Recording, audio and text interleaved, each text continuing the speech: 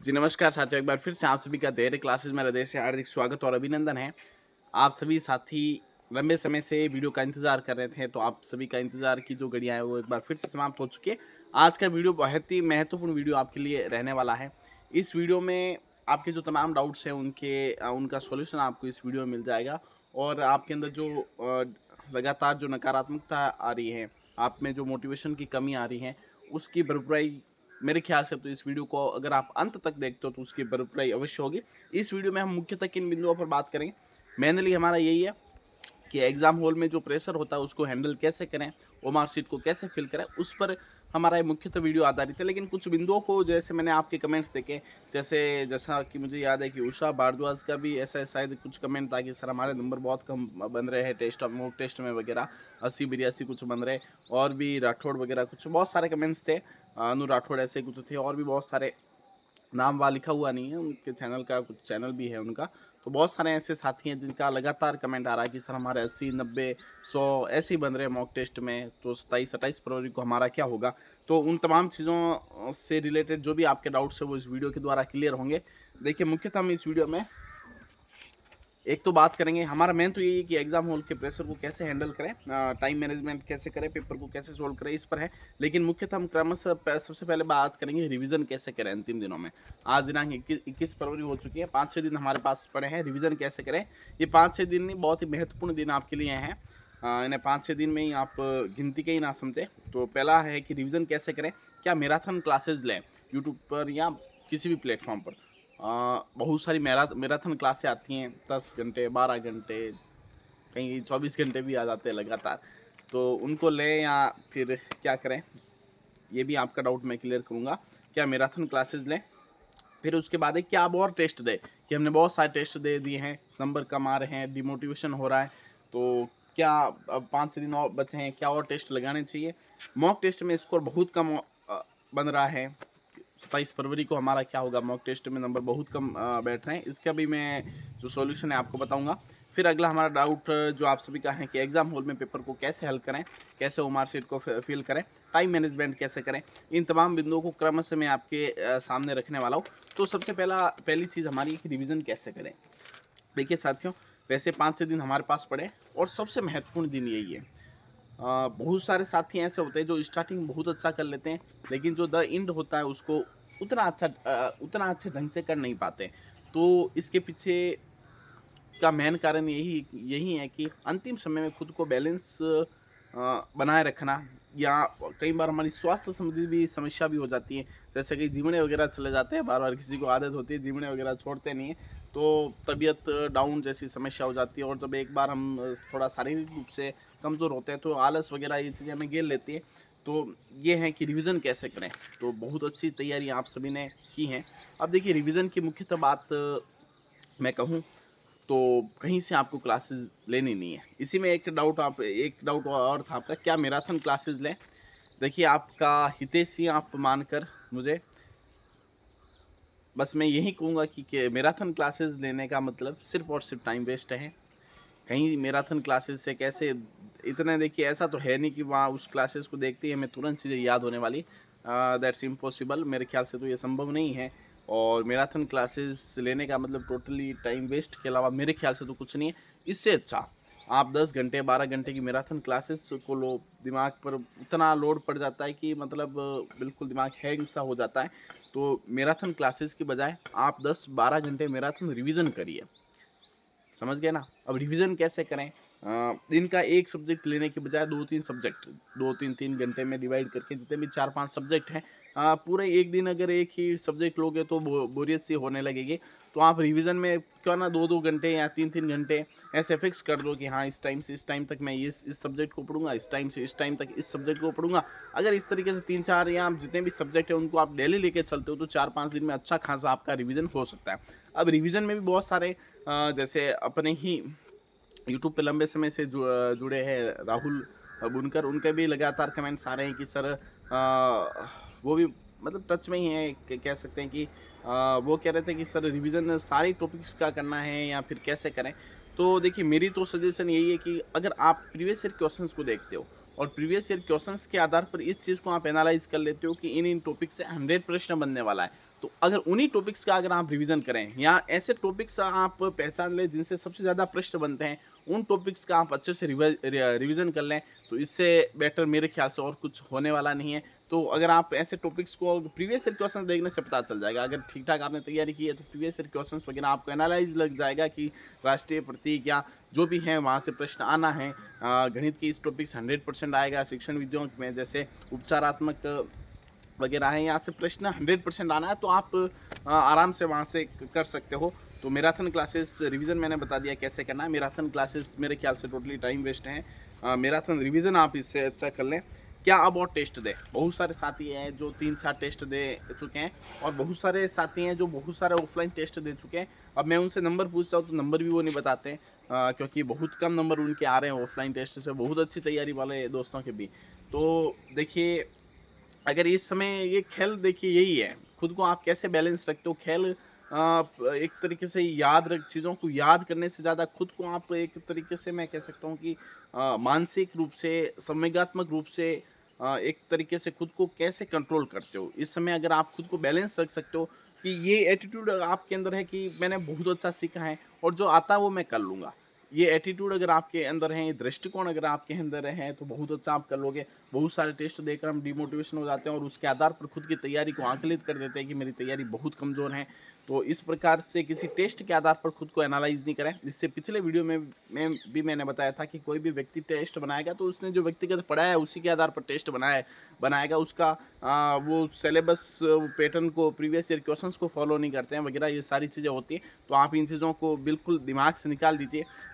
Mock test में वगैरह क्या नंबर बन रहे हैं, कोई मेरे ख्याल से उतना मायने नहीं रखता है। मायने ये रखता है कि आपने टाइम मैनेजमेंट वहाँ से सीखा है या नहीं। अगर टाइम मैनेजमेंट सीखा है तो उस टेस्ट देने का जो उद्देश्य है वो अवश्य उसकी पूर्ति हो जाती है। बाकी अगर डिमोटिवेशन हो रहे हो तो फिर बहुत एक तरीके से तो उल्टा तीर आप पे ही पड़ गया वो तो।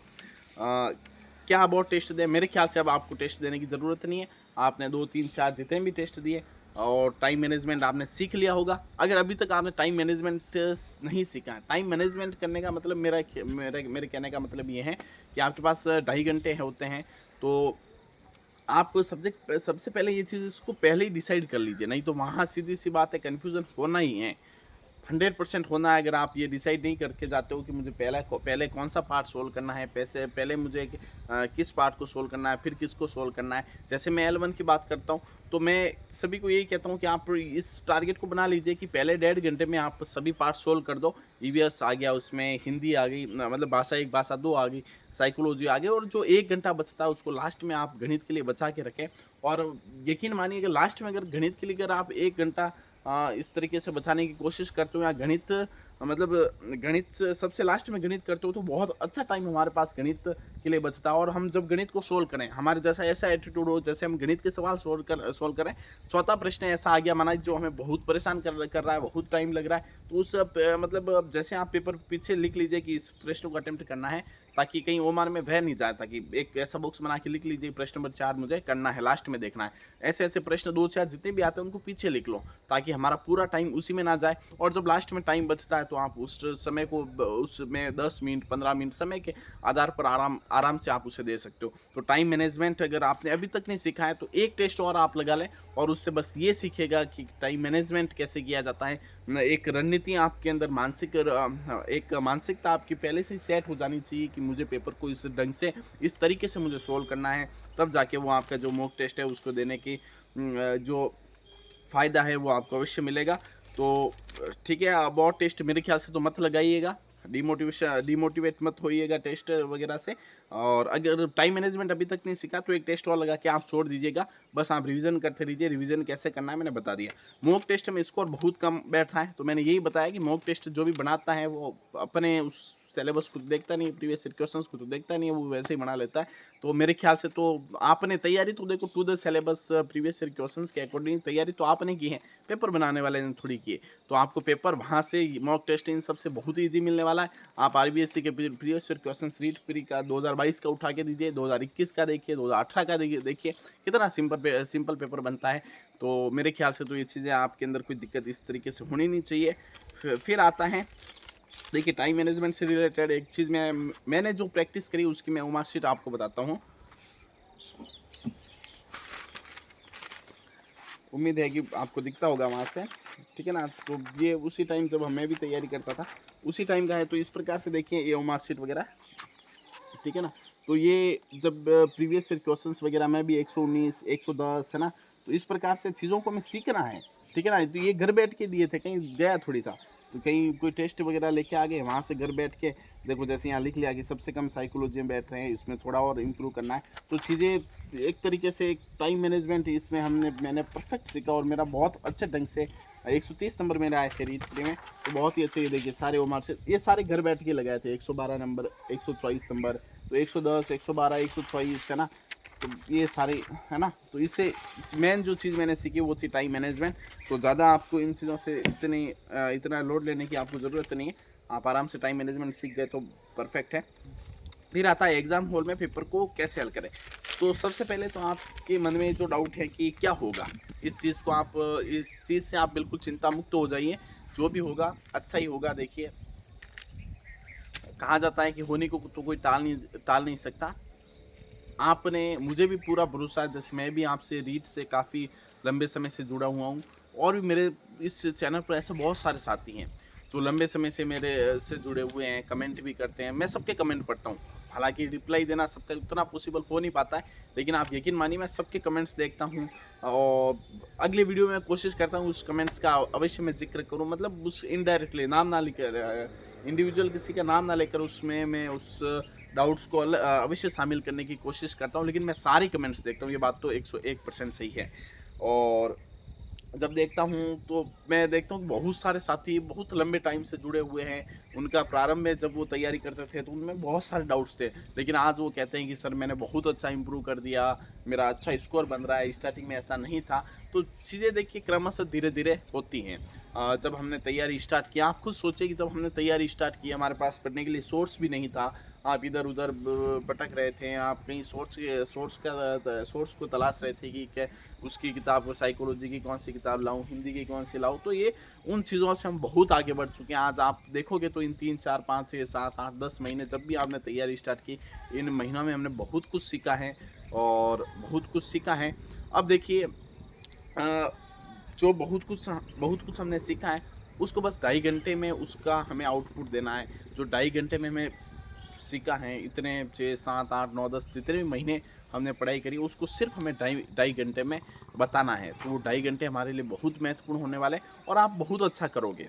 पहली चीज़ तो आपके अंदर खुद के अंदर विश्वास होना चाहिए। देखो पहली, अगर आत्मविश्वास ही एक तरीके से, अगर आपके अंदर आत्मविश्वास है, आपके अंदर प्लानिंग है, तो सफलता का आधा रास्ता अपने आप तय हो जाता है। बस आत्मविश्वास और एक अच्छी प्लानिंग के साथ आप पेपर को सोल्व करो। तो एक तो एग्जाम हॉल में आपके पास अगर प्लानिंग है, आप बस समय का उपयोग करना जानते हो, आप बार बार जैसे एक मानसिकता, एक रणनीति, एक प्लानिंग के द्वारा सेट कर दें कि इस टाइम तक मेरा लगभग ये चीज़ें हो जानी चाहिए, इस पार्ट को मैं सबसे लास्ट में सोल्व करूंगा। तो रणनीति के साथ अगर आप चाहते हो तो सीधी सी बात है, आपके अंदर आत्मविश्वास डेवलप अपने आप हो जाएगा, कॉन्फिडेंस आ आएगा। इससे क्या होगा कि प्रश्न कई बार ऐसा होता है जिसमें कन्फ्यूज़न होता है या बहुत सारी चीज़ें अपने आप सही हो जाती है जब हमारे अंदर आत्मविश्वास होता है। तो आप एग्ज़ाम हॉल में तो पेपर बहुत अच्छा जाएगा और जो टेस्ट वगैरह दे रहे हो उससे बहुत ही अच्छा पेपर आएगा। तो देखिए कई साथी ऐसे करते हैं कि एक बार सारे प्रश्नों को टिक कर देते हैं। जैसे प्रश्न को हम सोल्व कर रहे हैं तो माना कि 1 से 30 तक प्रश्न हैं, उस पे सब पेपर में टिक लगा दिए, फिर वो मार्क को पढ़ते हो। इससे मैं मेरे ख्याल से तो अगर आप ऐसा करते हैं और उसमें आपको अच्छा सक्सेस मिल रही है तो कोई दिक्कत नहीं। लेकिन मेरे ख्याल से जिस प्रश्न को आप सोल्व कर रहे हो उसी टाइम उसको फिल कर दें। बीच में कोई प्रश्न नहीं आ रहा है, आप पेपर के पीछे वहाँ एक बॉक्स बना के डाल दीजिए, ताकि जब आप वापस उस प्रश्न पर जाओ, क्योंकि माइनस मार्किंग तो है नहीं, वापस आपको ऐसा लग सकता है कि ये सोल्व हो रहा, तो आप पीछे जाइए, पीछे डाल दीजिए, ताकि आपको वापस पूरी वो मार्कशीट को या प्रश्नों को चेक नहीं करना पड़े कि कौन कौन से प्रश्न मेरे बाकी हैं। पीछे सीधा ही देखा, हाँ प्रश्न नंबर 12 बाकी है, इधर गए प्रश्न नंबर 12 को सोल्व कर दिया। इस तरीके से आपका एटीट्यूड होना चाहिए। कोई प्रश्न ऐसा है जो नहीं आ रहा तो पीछे बॉक्स बना के लिख लीजिए। बाकी 5वां विकल्प है ही, आपको पता ही है। और माइनस मार्किंग नहीं है तो 5वें विकल्प में अपने को जाना ही नहीं है, अपने को 4 में से कोई ना कोई बढ़ देना है, ठीक है। और मेरे ख्याल से तो यही चीज़ है कि ज़्यादा टेंशन लेने की कोई बात नहीं। एक पेपर आप और मॉक टेस्ट अगर अच्छे खासे दे दिए हैं, टाइम मैनेजमेंट आप सीख गए, तो आप देने की ज़रूरत नहीं है। टाइम मैनेजमेंट आप सीखेगा प्रश्न को तुरंत ही उस टाइम बढ़ते रहें और बढ़ने में थोड़ा-सा क्रम का ध्यान रखें। जैसे प्रश्न नंबर 1 वहाँ से एक बार वापस चेक किए, प्रश्न नंबर 1 का हाँ, बी बढ़ना है, प्रश्न नंबर 2 का सी या 1, 2 जो भी हैं, ठीक है ना? वो हमें बढ़ना है। तो इन चीज़ों को आप देखिएगा और ना संघर्ष ना तकलीफ तो खाक मज़ा है जीने में। बड़े-बड़े तूफ़ान भी थम जाते हैं जब आग लगी हो सीने में। तो ये आग जो रीत की आपके अंदर लगी है, आप भी इसे अवश्य फ़तेह करोगे। जब मैं भी तैयारी करता था तो आप जिन समस्याओं से गुज़र रहे हो, उन समस्याओं से हर व्यक्ति, मैं क्या, हर व्यक्ति जिसने काँटों भरा सफ़र देखा, सब सब सब देखते ही है मेरे ख़्याल से। सफलता ऐसे ही नहीं मिलती है और सफलता कभी सुविधाओं की मोहताज भी नहीं होती है। तो हम सभी अपनी मतलब सुविधाओं से जूझ रहे हैं या कुछ भी, जो भी समस्या आप सामना कीजिए और यकीन मानिए बहुत अच्छा रिज़ल्ट आपका आएगा। एक दिन आपको आपके खुद के ऊपर आपको गर्व होगा कि मैंने समस्याओं का सामना किया। मैं हारने वालों में या भागने वालों में शुमार नहीं हूँ, मैंने संघर्ष किया, और अंततः जो संघर्ष करता है उसकी जीत अंततः सुनिश्चित होती है। तो शाखाओं से टूट जाएँ वो पत्ते नहीं हम, आँधी से कहना ज़रा सँभल कर रहें। तो ये आँधी छोटी-मोटी आती रहती है जीवन में। रीट एक बहुत ही आसान एग्ज़ाम है, कोई मुश्किल नहीं है, पात्रता है, 60% लाने हैं जनरल वालों को, कोई दिक्कत नहीं है, आराम से आ जाएँगे। एक बार फिर से आप अपने तमाम दोस्तों को इस क्लास को अधिक से अधिक शेयर करिएगा। चलिए देखते हैं कि इस क्लास के लिए मैंने आपके लिए इतनी मेहनत की, आप इस क्लासेस को शेयर करने में कितनी मेहनत करते हो, कितने लोगों को आप इस क्लासेस को शेयर करते हो, कमेंट अवश्य करिएगा। और social media Instagram, Facebook, WhatsApp पर स्टेटस, स्टोरी आप डाल सकते हो। ठीक है? और स्टोरी में इंस्टा पे मेंशन भी कर सकते हो। गणेश नाम से आईडी है, वो चीज़ आप पे डिपेंड है। आप अभी मेरे ख्याल से सोशल मीडिया से दूर ही रहें। चलिए, ठीक है।